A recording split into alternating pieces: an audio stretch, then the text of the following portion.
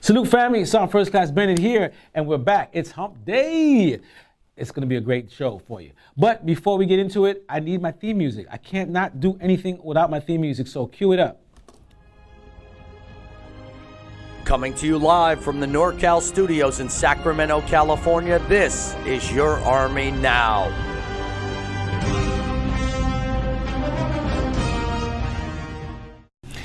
Welcome back, welcome back. I am your host, Sergeant First Class Bennett, and the first thing we're gonna do is we gotta do some police calls, okay? Again, for those of you who don't know what police calling is in the Army, this is when we clean house. We do a little house cleaning, we give you information, so we're gonna call that police call, so hashtag police call. All right, first thing I wanna do is give a strong shout out, and I want to thank Sergeant Stroop for coming in yesterday. She did our Women's History Month episode. She did an excellent job, and do not be surprised if you see her in future episodes. We're gonna have her come back in. We're gonna change it up a bit. We like changing things around here. We like police calling, and we have a new mic, the golden mic. There's a big story behind how we got this mic and why it's here, but I'm not gonna waste time with that today. We'll probably tell you about that in a future episode, but how you like our mic? Tell me in the comments below what you think about our golden mic. Okay. Now, today's episode, let's talk about it, all right? We're going to talk about being a soldier. We're going to talk about how it doesn't matter what job you have, it doesn't matter what you do in the Army, whether you're a dog handler, whether you are a cook, whether you are an infantryman, whether you are a information system specialist like me, everyone is a soldier, so I want to talk about that. And then we have a special guest. He's also one of our recruiters here in NorCal Recruiting Battalion. He is out of Manteca, right? He recruits down in Manteca. He used to be an NFL player. He used to play for the Jets, right? He was a wide receiver for the Jets, and now he's in the Army. So Sergeant Major is going to talk to him, and we're going to show you that interview, and it's going to be interesting. So I think that's cool. So for all you people out there who say, oh, you know, I can't do this, I can't do that, I don't want to join the Army, look, check this interview out, it's awesome. So before we get to that interview, we're gonna cut to a quick commercial, and when we come on back, you'll see what we got going for you. So this is a great episode. It's almost the end of the week, hump day. Let's do it. This is Your Army Now. Sergeant Ben.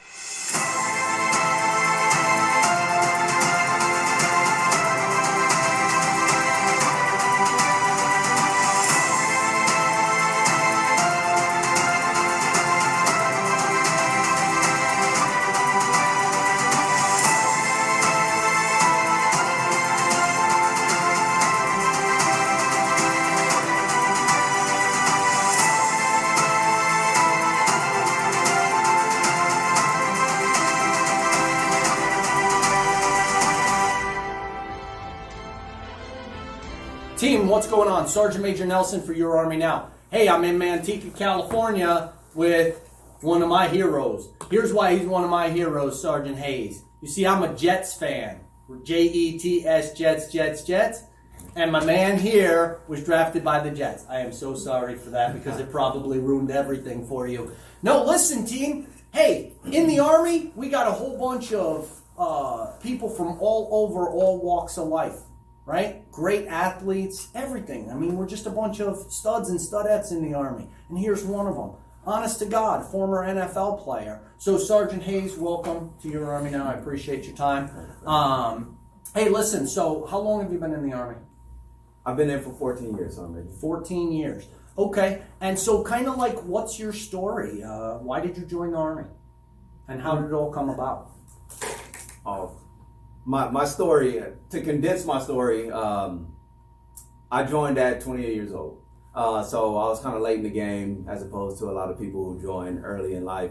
I graduated from Franklin High School in Stockton, California. Went to San Jose State on a football scholarship. Transferred from San Jose State to USC on another football scholarship. Played my junior and senior year at USC, and then thought I was going to be a football player for the rest of my life. Right? So I didn't finish my educational goals at that time. So I ended up getting drafted in the 5th round by the Jets.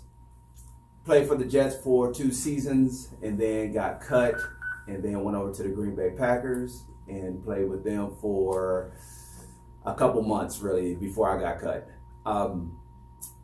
Life hit me pretty hard afterwards. I was living off of the money that I made during the NFL. So I guess one good thing is, I did protect my money and invested it right and things like that. So I was able to actually live without having an actual job for close to 3 years, really. But the money got low. I decided I wanted to go back to school. USC is a super expensive school, and I had to figure out a way to how I was actually going to pay for that. So initially, I was thinking reserves. Okay. All right.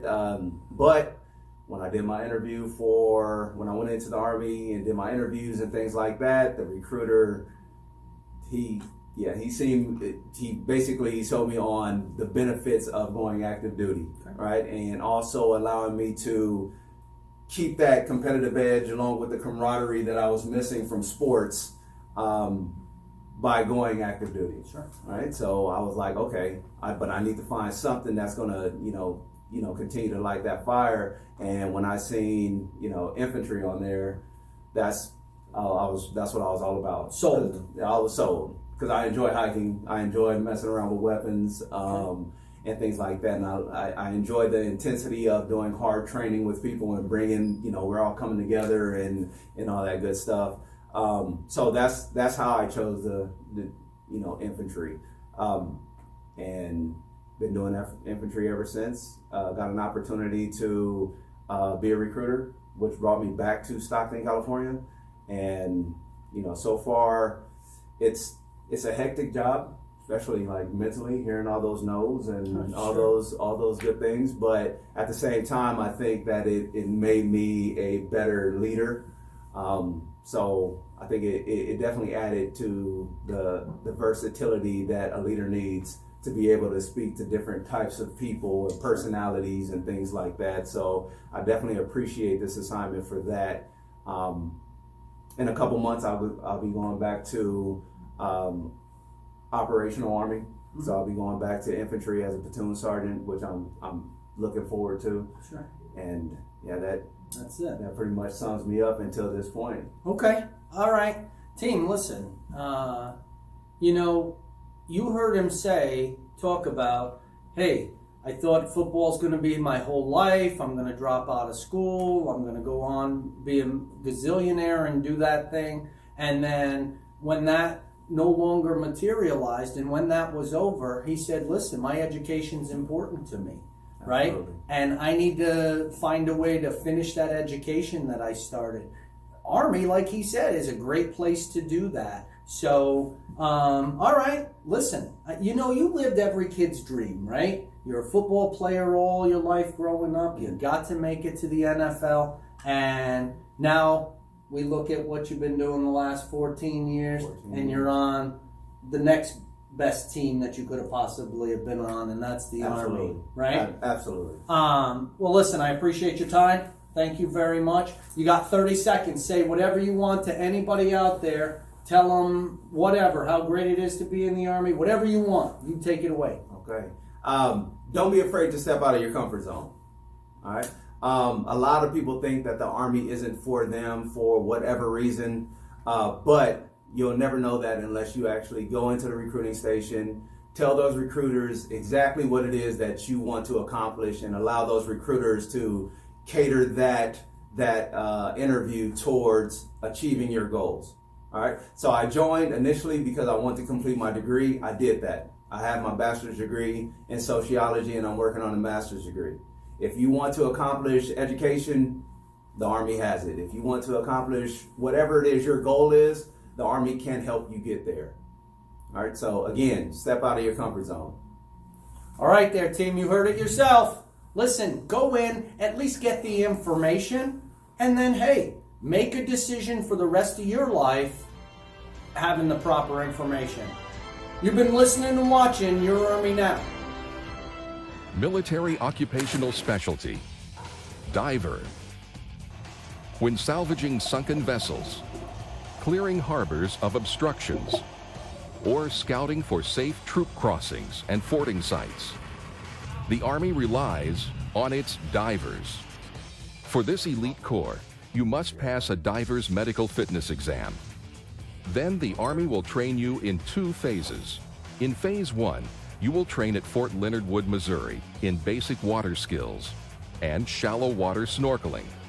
In this phase, you will also train in the fundamentals of diving theory, dive charting and decompression techniques, diving physics and physiology, equipment retrieval, and in-water skills, including underwater confidence training. You must also pass the diver's physical fitness test, consisting of a 500-yard swim in 14 minutes using the breaststroke or side stroke, 42 push-ups, 50 sit-ups, 6 pull-ups, and a 1.5 mile run in 12 minutes 45 seconds. Upon successful completion of Phase 1, you will begin Phase 2, which is 26 weeks of additional training at Panama City Beach, Florida, where you will train in 2 types of diving: scuba diving using air tanks and surface supplied diving using air from a surface umbilical hose. You will also receive more detailed instruction in diving theory, train in underwater cutting and welding, the use of video cameras, the use of underwater hydraulic tools, and train to recover sunken equipment. You will be trained in topside support of divers, to operate air control consoles, to communicate via electronic voice equipment, to use line pull signals as backup, and to operate a recompression chamber. You will also train in basic demolition. At all times, your instructors will emphasize the importance of safety. The physical demands of this MOS are stringent, far exceeding those for most soldiers. You must pass all requirements and phases, or be reassigned to a different Army MOS. After your initial entry training and advanced individual training, you'll work day or night, assisting in recovery operations, inspecting dams or bridges, operating underwater tools and equipment, and performing demolitions. Serving in this MOS can help you transition from the military to the civilian sector. If you are self-motivated, like challenges, and enjoy the underwater environment, become a military occupational specialty diver. Thank you, Sergeant Major, for that interview. Loved it, appreciate it. And it goes into what we're going to talk about now. All right, we're going to talk about being a soldier. Everybody, no matter what your passion is, no matter what you pursue, no matter what your career goal is, everyone still has to be a soldier. We're soldiers first, all right? And so let's talk about Sergeant First Class Hayes, all right? A little reiterate what we just saw, all right? He went to college. After he graduated from high school, he went to college, got his degree, which I commend you on that.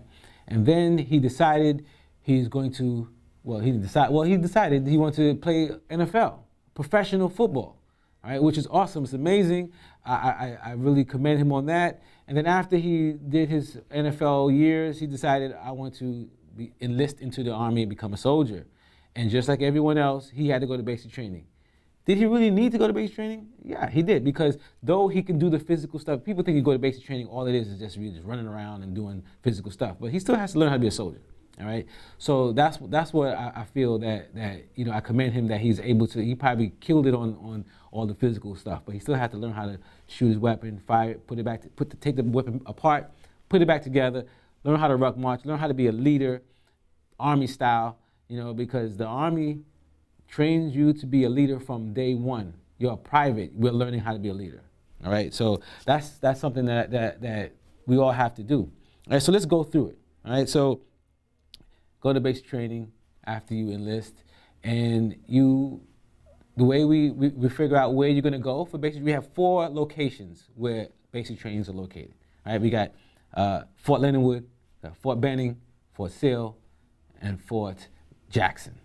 All right, so depending on where your basic training location will be determines we figure that out by, let's use me for example. All right, I'll do it this way. When I first joined in 2001, I was a 25 Bravo, which is an information technology specialist. right?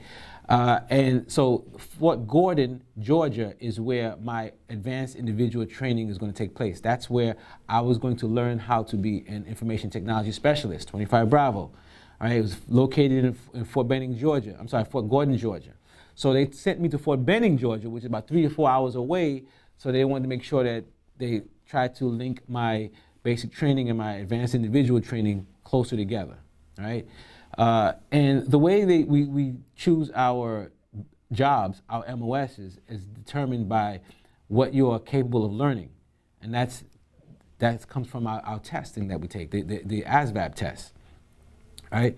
And we take this test, and depending on our score, we can guarantee what type of job you're going to get based on your score. They can use that ASVAB score to see what type of jobs you are capable of learning, right? And so for me, the jobs that came up for me, one of the jobs was was 25 Bravo, based on my test score, all right? So that's the one thing I love about the Army, is that you are guaranteed the job that you choose. You choose the job, and it's guaranteed, you're guaranteed to get it on your contract based on your score, all right? So then after basic training, you learn how to be a soldier, then you go to advanced individual training, right? That is when you learn your job. Go there and you go through an intensive course, and how long your course is going to be, again, determines on what job it is.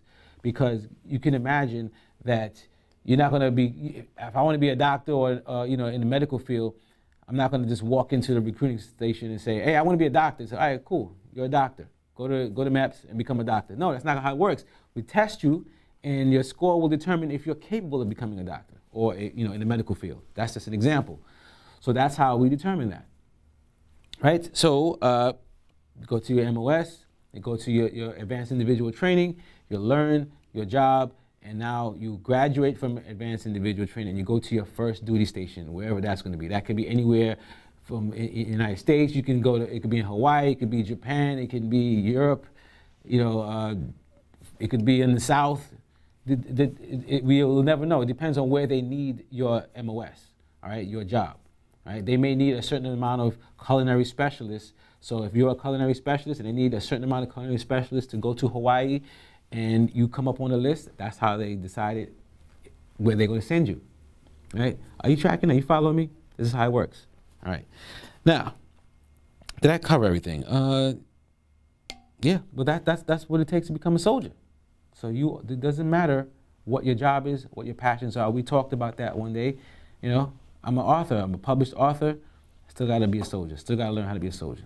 And we're soldiers first. So I think I covered everything. Did I cover everything? No. What did I miss? Bottom 2 points. Yes, thank you. I didn't cover everything. Appreciate it. That's my producer back there, Brendan Davis. What would I do without him? I'd fail, that's what I would do. Anyway, so in your first enlistment, you will definitely guarantee to go to some type of leadership course. Like I said earlier, the Army trains you to be a leader. You're going to go to warrior leadership course or some type of leadership course within your first enlistment and all through your military career. And this is something that I know a lot of people do not know. These courses that you take from basic training all the way through can be translated to civilian college credit. This is in addition to whatever civilian college you have gone to on your own. Just being in the Army and just going to different courses, leadership courses, translates to civilian courses. So when you want to go back to college, get your bachelor's degree, get your master's degree, this can translate into college credits. And it also can help your resume and show what type of training and courses that you've taken. It can, in addition to your civilian college, it can translate to training and to courses and to classes and to credit. So what we got here, all right? So they're telling me to wrap it up. We're gonna go to a commercial real quick, and we're gonna wrap the show up, all right? Because we've run out of time. This is Your Army Now. Military occupational specialty, watercraft operator. One of the least known facts in today's Army is their large fleet of watercraft, and to operate them is a unique, exciting, and challenging career opportunity. To do this, the Army will train you in the basics of seamanship and vessel operations, Training that'll include all aspects of shipboard customs and courtesies, as well as marlin spike seamanship. Because safety is such an important part of this job, you'll also be taught emergency water survival, shipboard firefighting, damage inspection and control, plus other emergency procedures. You'll also train to secure all types of cargo aboard these watercraft and to operate various types of deck machinery. You'll also train to stand lookout watches and how to perform the duties of a helmsman.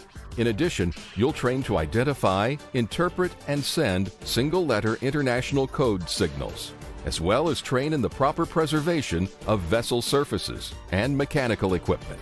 After your initial entry training and advanced individual training, you'll work supporting Army operations in the field, day or night, where your duties may include a variety of tasks, like docking and undocking watercraft, helping in anchoring, or securing cargo and equipment to the deck.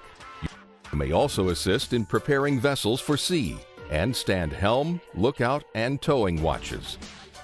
Your duties may include general watercraft security as well, the inspection and maintenance of shipboard equipment, maintaining the watercraft's surfaces and compartments, and its emergency safety equipment.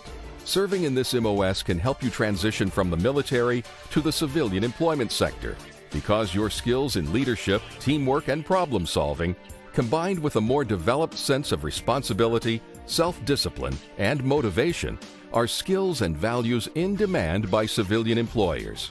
The Army's fleet of marine vessels and the people who keep them going are a crucial part of the transportation logistics team. As a military occupational specialty, watercraft operator. It's been wonderful. We're in week 5, I believe. I'm starting to lose count because the show was trucking along. All right, so let's reiterate. What did we talk about? What's the show about today? We talked about being a soldier. We interviewed Sergeant First Class Hayes. Sergeant Major did an excellent job on that. We talked about becoming a leader. And a lot of people think that when you come into the Army, that the Army makes you who you are, right? It's like, we're going to turn you into this, turn you into that. No, that's not how it works. What the Army does now, that's how it used to be. What we are now is we help you to be a better you. That sounds corny, but it's true. We turn you into a better you, all right? Whatever it is that you want to do, the Army is going to help you get there and excel and become to a higher level of who you are. All right? So there's 150 ways to become a soldier. Choose one. This is your Army Now. We'll see you tomorrow. Be good to each other and knowledge of self. Salute, family. See you tomorrow. This is your Army Now.